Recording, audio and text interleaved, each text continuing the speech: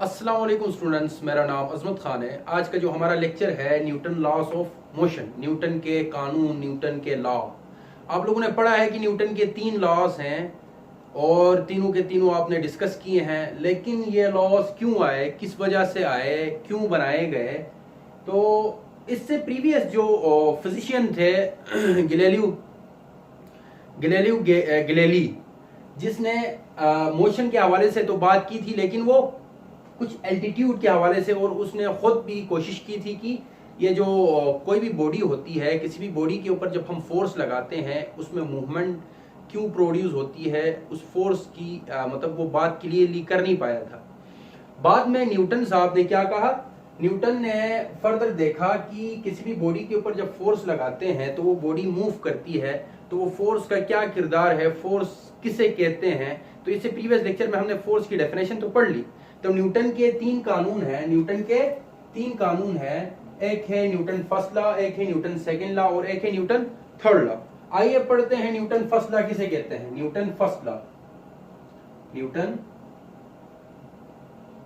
First law.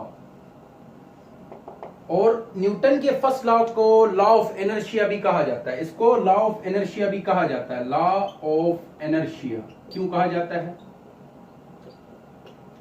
इससे previous video में मैंने आप लोगों को इनर्शिया के हवाले से बताया था। इनर्शिया किसे कहते हैं? इनर्शिया किसी भी बॉडी की कैरेक्टरिस्टिक्स, वो कैरेक्टरिस्टिक्स होती है जब उस बॉडी पर फोर्स लगाया जाए, वो बॉडी क्या करती है, वो कोशिश करती है कि अपनी स्टेट को बरकरार रखे। अगर वो बॉडी रेस्ट में है तो वो क्या कोशिश करेगी, फोर्स जब उसके ऊपर अप्लाई होगा तो वो बॉडी कहेगी मैंने रेस्ट में ही रहना है। लेकिन कब तक वो रेस्ट में रह सकती है? जब तक जो एक्सटर्नल फोर्स जो उसको डिस्टर्ब कर रहा है वो फोर्स उसके इनर्शिया को क्रॉस कर जाए, उसके इनर्शिया को क्रॉस कर जाए, तब वो अपनी स्टेट को मजबूरन चेंज कर सकती है, चेंज करेगी। अदरवाइज वो अपनी इनिशियल स्टेट बरकरार रखेगी। तो फर्स्ट लॉ ऑफ मोशन को मैंने लॉ ऑफ इनर्शिया कहा। तो इनर्शिया के मुताबिक, यानी first law of motion, Newton कहता है कि अगर कोई बॉडी रेस्ट में है तो वो रेस्ट में ही रहेगी, और अगर वो यूनिफॉर्म वेलोसिटी से मूव कर रही है, यानी इन अ स्ट्रेट लाइन, एक स्ट्रेट लाइन की बात है। अब स्ट्रेट लाइन कहा तो 1 डायमेंशनल बात होगी।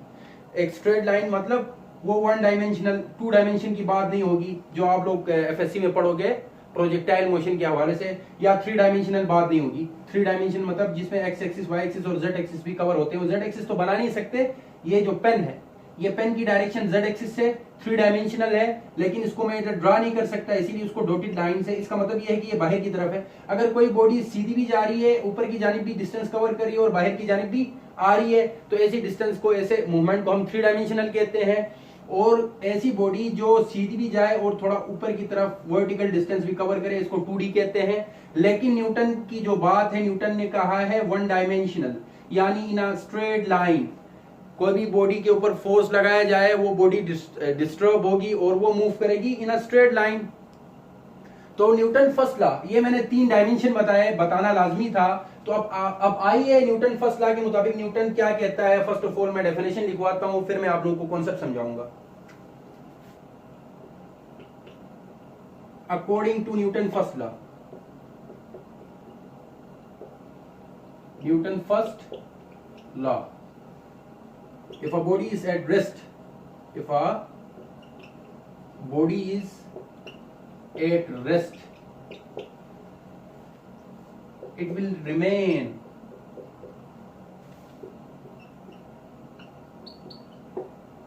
at rest, or if it is moving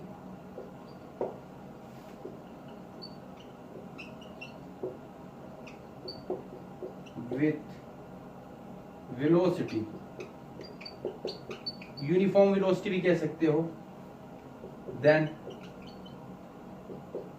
it will continue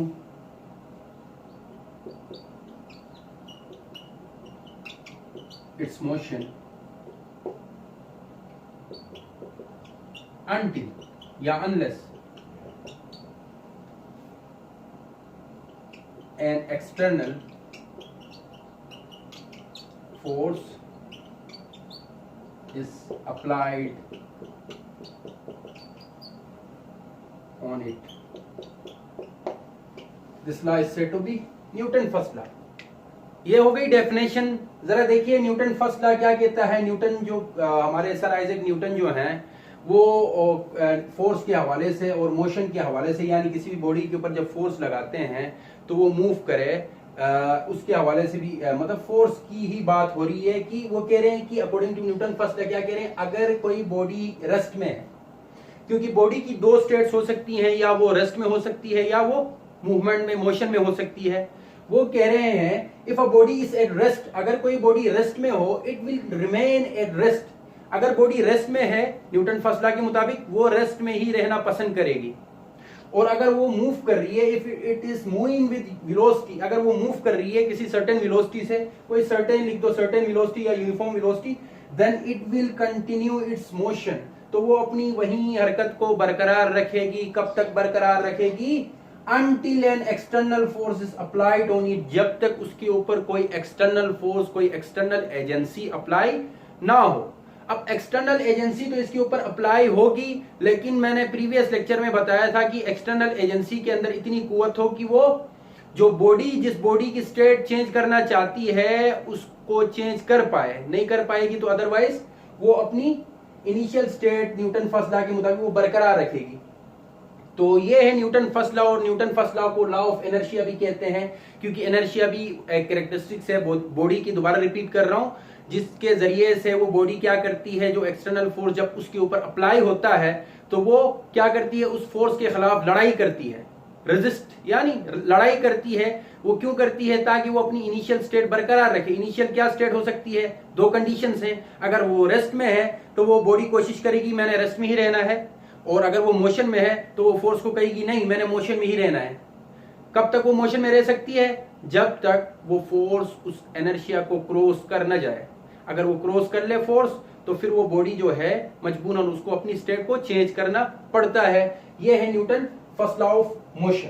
तो आइए चलते हैं, उम्मीद आप लोगों को Newton first law of motion clear हो गया होगा। तो आइए चलते हैं Newton second law of motion की तरफ। थोड़ा सा कॉन्सेप्चुअल है न्यूटन सेकंड लॉ, और उसकी तरफ चलते हैं। अब न्यूटन सेकंड लॉ है, न्यूटन सेकंड कानून। अब इसमें फर्स्ट ऑफ ऑल मैं स्टेटमेंट लिखवाता हूं डायरेक्ट, फिर आप लोगों को कॉन्सेप्ट समझाऊंगा। Newton second law according to Newton second law, Newton साहब जो हैं sir Isaac Newton second law इस तरह डिफाइन करते हैं, इस तरह बताते हैं कि according to Newton second law, when a force is applied on a body, when a force या नेट फोर्स भी लिख सकते हो, when a net force is applied on a body, then acceleration is produced. Then acceleration is produced. The magnitude of acceleration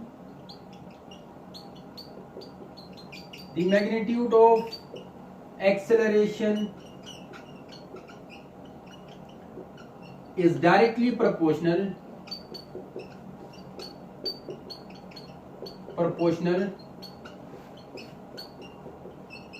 the magnitude of acceleration is directly proportional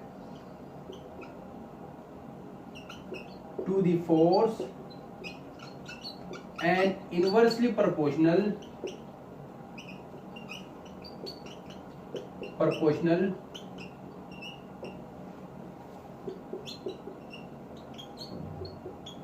to the mass of body.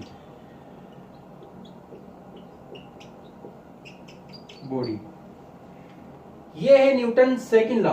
अब Newton second law, sir Isaac Newton second law को इस तरह define करते हैं, when a net force, जब कभी किसी body के ऊपर फोर्स लगाया जाए, लेट सपोज मैं डायग्राम के जरिए समझाता हूं। लेट सपोज ये एक हॉरिजॉन्टल सरफेस है, इसके ऊपर एक ऑब्जेक्ट है of let suppose mass m1 है इसका। जब इसके ऊपर फोर्स अप्लाई होता है, जब इस ऑब्जेक्ट के ऊपर when a net force is applied on a body, ये एक बॉडी है, इस बॉडी के ऊपर एक नेट फोर्स अप्लाई हो रहा है, देन एक्सेलरेशन इज प्रोड्यूस।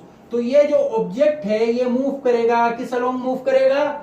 जिस डायरेक्शन से फोर्स लग रहा है उसी डायरेक्शन में इसकी मूवमेंट होगी, यानी इसकी एक्सेलरेशन उसी डायरेक्शन में प्रोड्यूस होगी, यानी इसकी वेलोसिटी में चेंज आया, जिसकी वजह से उस चेंज को हम एक्सेलरेशन कहते हैं।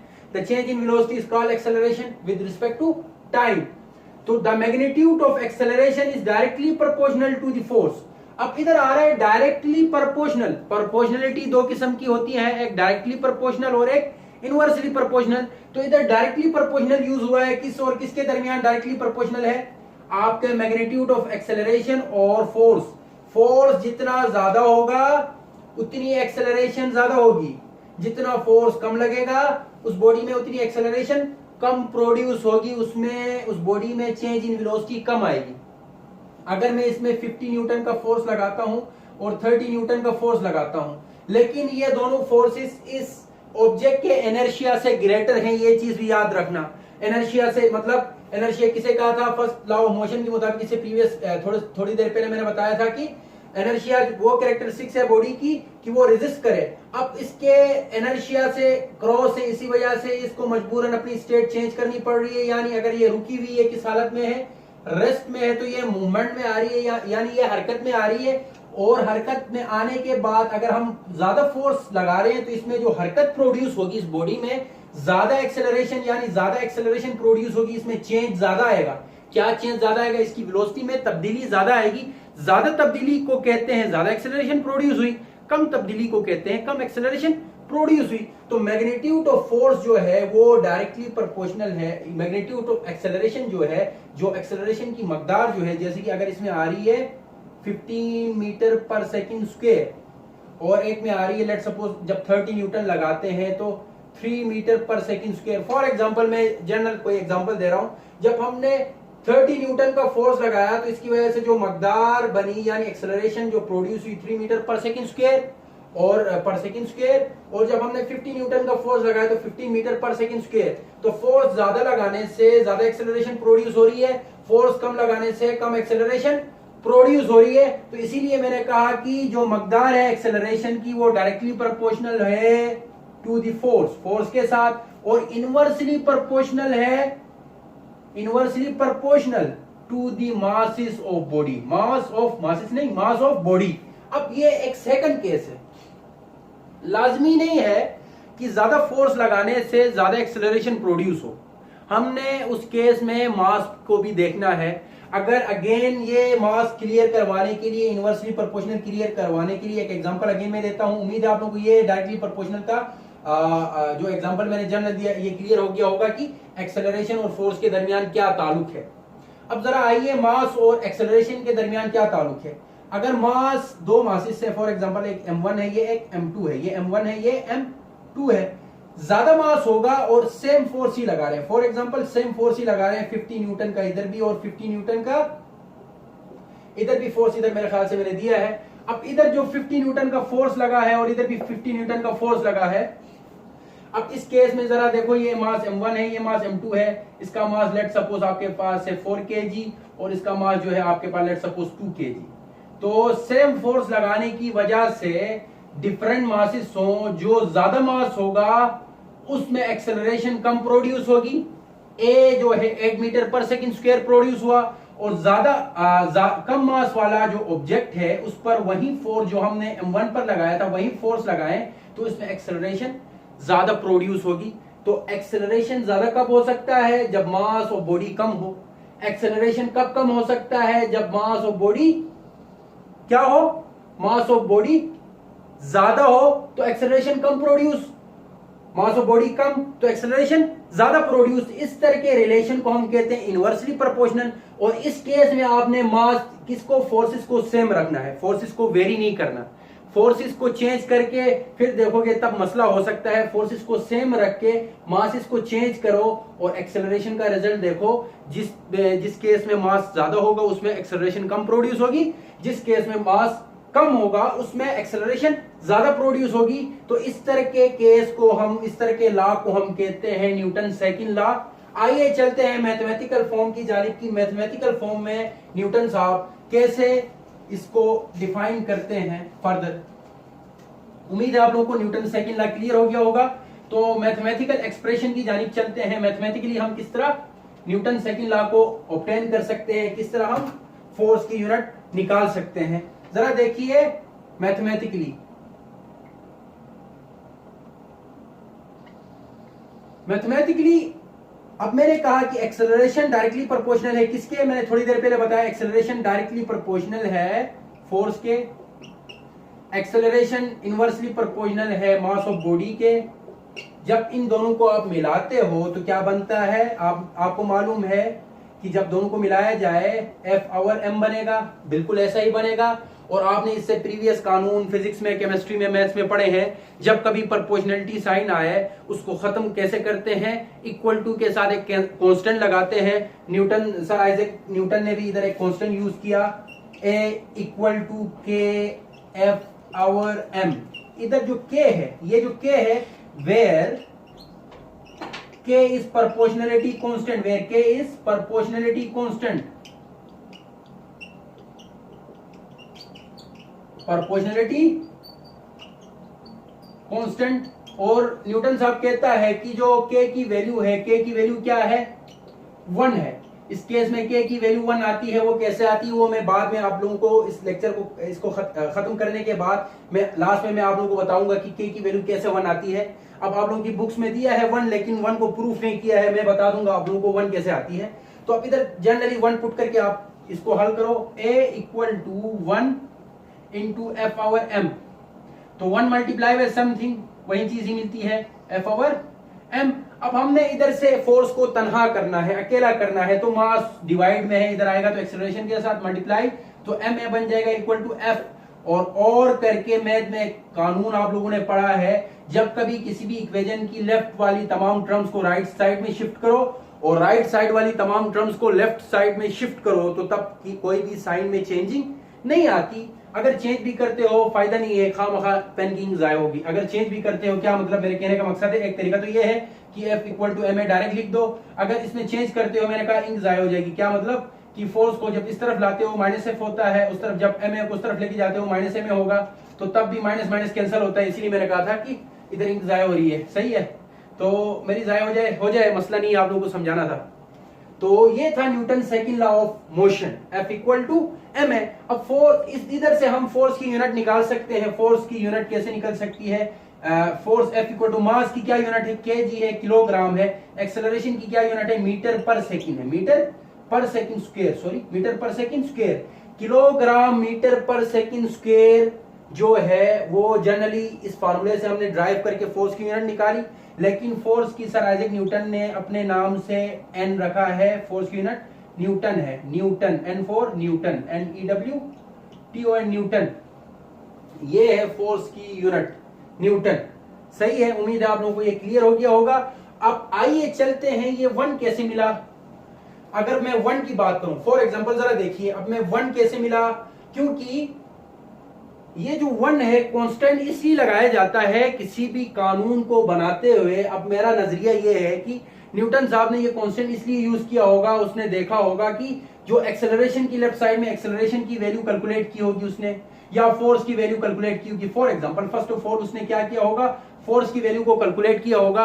कैलकुलेट करने के बाद उसने देखा होगा कि या एक्सेलरेशन की वैल्यू कैलकुलेट की होगी उस बॉडी की, उसने एक्सेलरेशन की वैल्यू कैलकुलेट की होगी कि यानी इस बॉडी में, फॉर एग्जांपल इस बॉडी में इतनी एक्सेलरेशन प्रोड्यूस हुई। इतनी एक्सेलरेशन प्रोड्यूस होने के बाद उसने फिर क्या किया कि जो उस बॉडी पर उसने जो फोर्स लगाया था वो फोर्स की मकदार भी उसको मालूम थी, और मास ऑफ द ऑब्जेक्ट तो कांस्टेंट होता है वो भी मालूम है। जब उस फोर्स को उसके मास से डिवाइड करता है, जो आंसर मिलता है वही एग्जैक्ट आंसर उस बॉडी में एक्सेलरेशन के बराबर होता है। तो इसीलिए उसने कहा होगा जो K है, K की वैल्यू 1 होती है, K की वैल्यू 1 होती है। कुछ ऐसे कांस्टेंट भी होते हैं जिनकी कुछ वैल्यू होती है, लेकिन इस केस में K की वैल्यू 1 है। आगे कुछ और कांस्टेंट यूज होंगे, इसमें नहीं, दूसरे फिजिशियन यूज करेंगे कांस्टेंट, उनमें कुछ वैल्यू आती है। तो अब देखते हैं K की वैल्यू 1 कैसे आती है। अब मैं इसको उठा के देखता हूं कि एक्सेलरेशन = 1, अब K F/m। अब इधर से मास को इस तरफ लेके जाता हूं, फोर्स को डिवाइड में लाता हूं, तो और K = ma/f। मास की क्या यूनिट है, kg है। एक्सेलरेशन क्या यूनिट है, मीटर पर सेकंड स्क्वायर है। फोर्स की क्या यूनिट है, ma, किसके बराबर है, किलोग्राम मीटर पर सेकंड स्क्वायर। ये दोनों एक दूसरे से कैंसिल, तो K की वैल्यू हमें क्या मिलती है, 1 मिलती है। K की वैल्यू क्या मिलती है, 1 मिलती है। तो उसने फर्स्ट ऑफ ऑल ये फार्मूला दिया होगा उसने, यानी जब देखा होगा कि K की वैल्यू उसने शुरू में कुछ रखी होगी, यानी के को के ही एज इट इज रखा होगा। जब इसने फार्मूला दिया होगा न्यूटन साहब ने, के को के ही इधर रखा होगा, उसने के को के ही रखा होगा, के को के ही रखा होगा, उसकी वैल्यू उसको शुरू में नहीं मिली होगी, शुरू में उसको वैल्यू नहीं मिली होगी। बाद में जब मास और एक्सेलरेशन को मल्टीप्लाई करके देखा, जो वैल्यू हमें मिली राइट साइड में, वो वैल्यू एग्जैक्टली बराबर थी फोर्स के। तो उसने कहा लाजमी सी बात है, जब ये दोनों बराबर है तो के की वैल्यू लाजमी सी बात है 1 होगी। इसीलिए उसने फिर क्या किया, 1 इसकी वैल्यू रखी, जिस तरह हमने 1 वैल्यू इधर निकाली है। तो उम्मीद है आज का जो लेक्चर है न्यूटन फर्स्ट लॉ और न्यूटन सेकंड लॉ आप लोगों को क्लियर हो गया होगा। तो इस तरह के मजे मजे के लेक्चर्स को देखने के लिए आप लोग मेरे चैनल को लाइक करें, शेयर करें, सब्सक्राइब करना ना भूलें और बेल आइकन को जरूर प्रेस कीजिएगा। अब मुझे इजाजत दीजिए, अल्लाह हाफिज।